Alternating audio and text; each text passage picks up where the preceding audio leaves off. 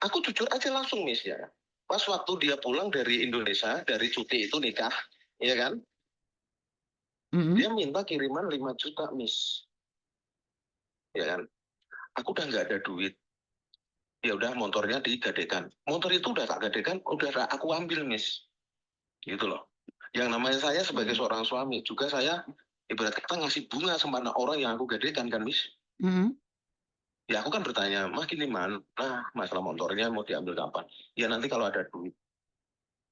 Ya aku oke. Aku selalu setiap bulan ngasih terus Miss. Nah habis kayak gitu dia terus buat berobatnya apa? Bilangnya dia masuk ke rumah sakit kepala. Bilangnya terus kayak gitu terus Miss.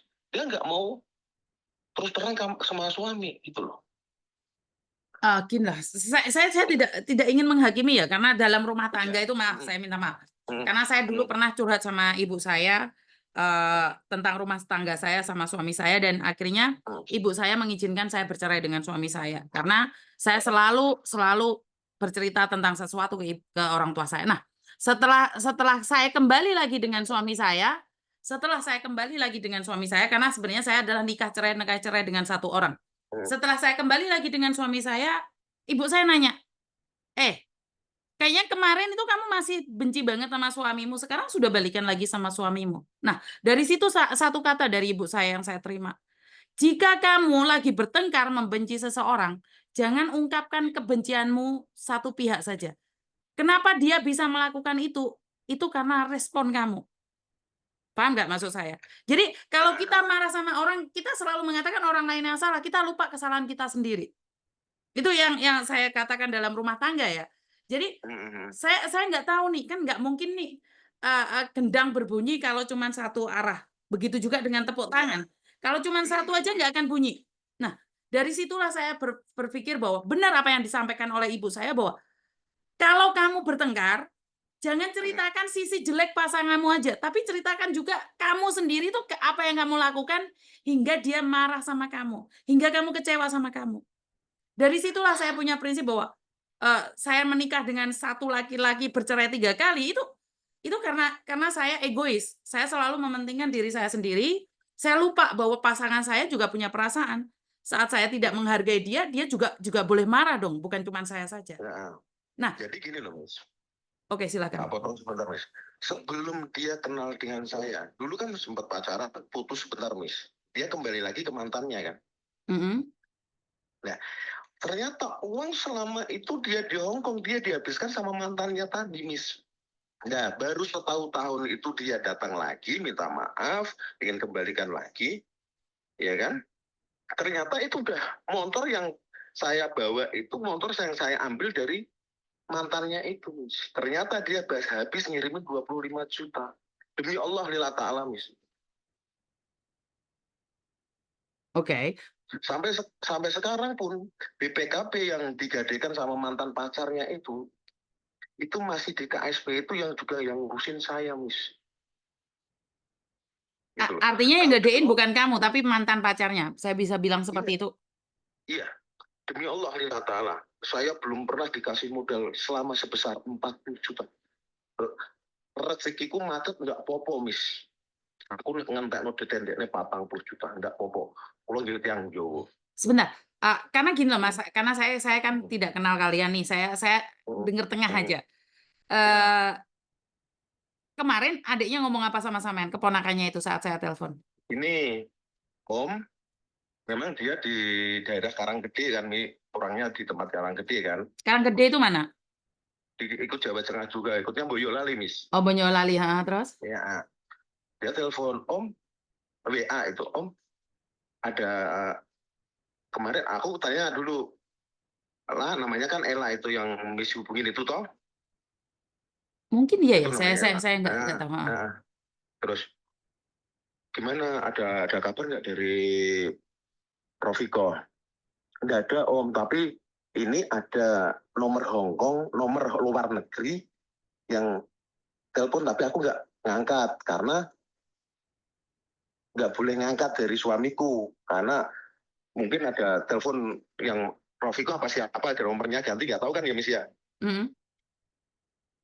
Intinya dari suaminya nggak mau ikut campur dengan urusan rumah tangga orang lain lah. Intinya kan seperti itu, Miss. Berarti dia bohong. Kalau dia bilang tidak mengangkat telepon saya, ini informasi yang bohong. Karena saya rekam Ya. dan saya ngobrol sama dia. Bohong. Ya. Saya Ya. sudah ini aja udah nggak percaya. Kenapa dia ngangkat telepon dan posisinya dia nggak ada di sana? Jadi dia ngangkat telepon saya. Ya. Ah. Dia bilangnya nggak ngangkat telepon ya kan?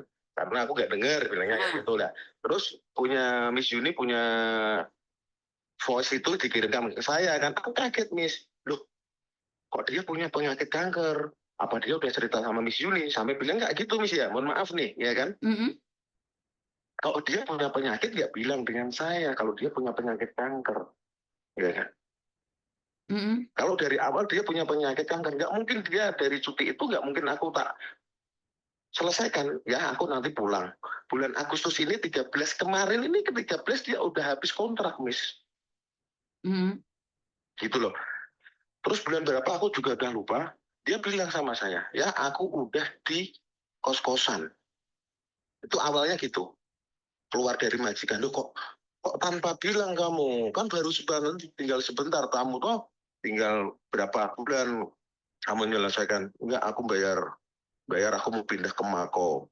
Nah, habis kayak gitu mau pindah ke Mako, bilangnya agent, dia juga masih kontak-kontakan di situ. Bilang majikannya dari agentnya, nggak boleh ke Mako. Nanti kamu nunggu visa saja, kamu nggak usah kerja di Mako, tapi kamu tetap kerja di Hongkong. Nanti tak carikan majikan. Oke. Tanggal 17 kalau nggak salah, bulan berapa lupa saya. Pokoknya betul tanggal 17, dia nelpon, suruh nyariin duit 20 juta untuk biaya pulang ke Indonesia. Aku udah cari ke sana sini, Miss. Ya kan? Dapat, aku bisa janji, nanti tanggal 1 tak kirim. Nah, habis kayak gitu nggak bisa dihubungin, Miss. Terus dia katanya telepon sama orang tuanya mungkin. Terus habis kayak gitu mungkin dikirimkan ke orang tuanya. Ternyata uang 20 juta itu uang dari pinjam, Miss. Gitu loh. Setelah saya kerja di Sulawesi, mertua telepon, Mas, Nang, iki duitnya bojomu piye kabar bojomu kok duitnya tanpa ono kabar. Bilang kayak gitu, Miss, orang tuanya. Ini bapak sakit-sakitan. Saya sendiri juga pusing mikir bojomu. Lagi di 20 juta untuk nyileh ponakamu. Iwonge wis mesan nesu, aku udah ngeluh terus piye. Sampai bilang kayak gitu, Miss, orang tuanya. Katanya nanti kalau udah sampai Indonesia mau diganti karena uang depositonya dia nggak bisa diambil di Hongkong. Tapi sampai sekarang dihubungi sama orang tuanya, keluarganya, istri saya sendiri nggak mau ngangkat. Kalau WA dia mau membalas, pembahasan tentang kalau kamu punya masalah, kita punya masalah, kamu juga punya masalah, kita punya masalah lalu. Oke nih, satu saya percaya dengan omongnya sejenengan, saya juga percaya dengan omongnya Rofiko. Boleh nggak disambungkan dengan ibunya? Kalau ibunya nggak punya nomor HP-nya, Miss. Nah, bagaimana caranya saya bisa berkomunikasi dengan ibunya dia? Nanti coba kalau nanti keponakan, kalau nanti dia pulang ke kampung, ya kan? Oke. Nanti tak kontak sama Miss Juni. Oke, tapi saya juga nggak janji karena saya nggak selalu bisa ngangkat telepon. Tapi kalau memang iya kita coba besok pagi jam jam 10 ya, jam 10 waktu Indonesia besok pagi bisa? Iya, kalau sini baru jam 11:30 ya, Miss ya. Sekarang saya 10:30, kalian kan 10:30. Nah, jadi jam 10-an besok. Karena saya kan nggak tahu nih masalahnya kenapa harus curhat sama saya. Kalau curhat sama saya akhirnya Mbak Rofiko kan muncul nih. Akhirnya kan dia muncul, bener nggak? Kamu cuma ingin memunculkan dia kan di sini, ingin memunculkan dia, maunya gimana, diterus nih apa dihentikan, bener nggak? Kamu ngomong seperti itu kan, bener nggak? Iya, masalahnya gini, guys. Kalau dia di Indonesia, bilangnya dia di Indonesia. Ya kan aku teman-teman yang ada di Hongkong tak hubungin, Miss. Tak suruh hubungin dia. Kata bilangnya dia di Jawa. Ya kan? Oke, kamu di mana sih? Kamu di Jawa kan? Saya sekarang ada kerja di Sulawesi, Miss. Oh, kamu di Sulawesi. Iya, saya kerja di Sulawesi. Oke. Terus? Karena untuk menutupi utang-utang yang Rofiko kemarin di Indonesia itu kayak BPKB, kayak ngambil Pokoknya kita membantu orang tuanya lah, mau membantu orang tuanya. Aku janji mau bantu gitu kan. Tapi kan Oh, nggak secara instan, yang duit yang dipinjam sama Rofiko 20 juta katanya mau pulang ke Indonesia, tapi sampai sekarang nggak ada konfirmasi sama orang tuanya. Sebenarnya orang tuanya itu pinginnya cuma gini, Miss, aku rung duit-duit. Itu udah selesai sebenarnya. oke, Itu oke. loh, Miss, yang permintaannya dari orang tuanya. Yang penting ada omongannya, nah cara ngomong juga entar ngomongin gitu. Nih, seandainya kamu kan sudah dengar nih, Mbak Rofiko lagi sakit, otomatis secara langsung dan tidak langsung keadaan dia kurang baik.